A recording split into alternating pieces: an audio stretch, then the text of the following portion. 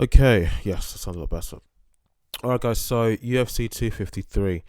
Again, I did see the highlights and didn't see the full match, but I saw the highlights of the main event that everyone was talking about. Israel Adesanya and Paul Acosta. So yeah, so Israel Adesanya won the fight. I really was hoping, I was praying that Costa would win the fight. And because Israel was talking so much shit. He was really trash talking his opponent in the run up to the fight. So I really wanted to see him get a dressing down in the octagon in the cage and be humbled after the overall fight. But that didn't happen. Well, credit where credit is due. He won. Well done. Congratulations, Israel. Um, you defended your title. You held onto the belt. Um, but I have to say that there was something that really kind of struck me and caught my suspicion. And it's only on the following day, it was Sunday morning. I was on my way to the gym, and a friend I was talking to were kind of arguing the toss about the whole thing.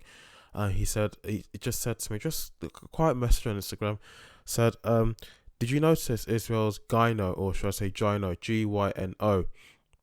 And it kind of caught me. I thought, what is that? Because whilst the highlight was on, I didn't notice anything about Israel's physique. Just about Yefani was shredded and was in shape for the fight, or even Costas and Freak. They were both in shape and ready for the fight. And it's only when I went back and looked at some images that I noticed, yes, his pectoral area, his chest, doesn't look properly or naturally symmetrical. And it's only when I looked closer, really noticed, yeah, something is amiss with one of his his nipples. And although this isn't for certain, but I think, God, I've forgotten the name. But yes, it's a giant, and it can be caused, I think, by an excessive amount or a very deficient amount of testosterone in the human body that can cause that. It can be caused naturally, or it can be caused by steroids. Some people did say that actually potentially was an injury, like a pectoral tear, but then I think many people did quickly rule that out. That there's no way that could have happened, because if he did have such an injury in his body like that, there's no way he would have fought. Which that does make sense. But in the case of when we look at other potential causes, um, my friend that I was talking to about this on Instagram, he sent me a picture of what Israel's Adesanya looks like in June of this year, June 2020, and it showed clearly that the gyno, what looks abnormal wasn't there in that photo that was taken in June of 2020. He looked fine. But this time around, before the fight, around the time of this fight, UFC 253, he did not look the same way. So many people are questioning that maybe perhaps steroids were used, PEDs. He used PEDs whilst preparing for this fight. And I have to say, I mean, not just the way he looked, but also I watched the way that Adesanya performed in the fight. Fine, Costa, I could see really it looked like he was just waiting for the right time to attack his opponent. And as many other fighters and many other people are saying, he did look like he had frozen in one spot and just looked like he wasn't gonna react to anything. But Adesanya, it looks like his performance, you're fine. In MMA, you got to be quick, and if you got to have good agility, good stamina, you got to be fast. You got to throw, you got to attack your opponent. I understand you got to have that explosive amount of energy, and I get that. And this is coming from a novice like myself. I'm still very new to the sport. I have a lot to learn. I always make that point very clearly. But I have to say that his behavior and his overall performance in regards to Israel, it looks like it was excessively explosive, excessively erratic. His behavior. I mean, this guy afterwards started dry humping his opponent. I think during the fight was it after, but he was dry humping Costa. I think when Costa had collapsed onto the canvas.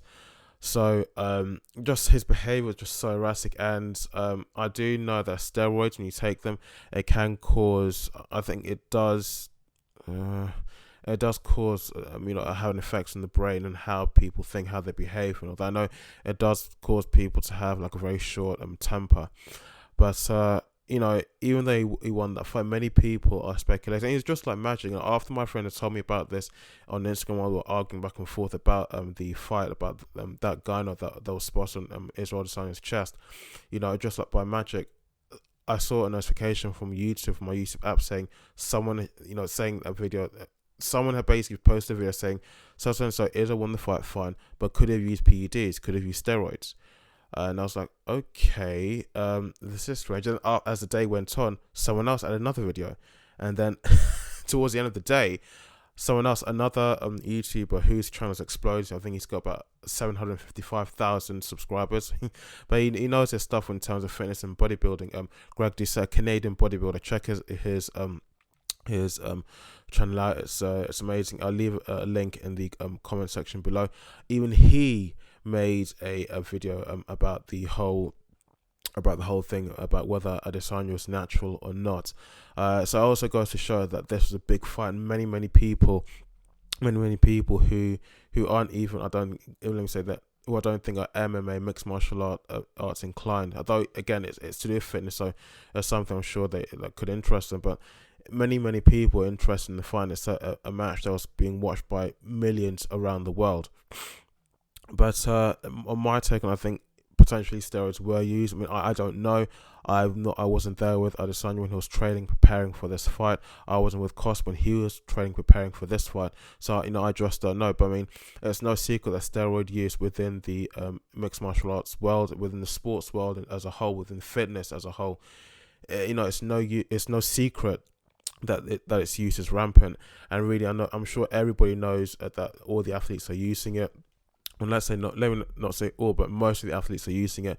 Even organizations like USADA in the USA who work with the UFC, I'm sure they know that the athletes use it. But the only way that you can prove that an athlete has taken steroids is when they fail a drugs test. They test positive for using a certain banned substance. So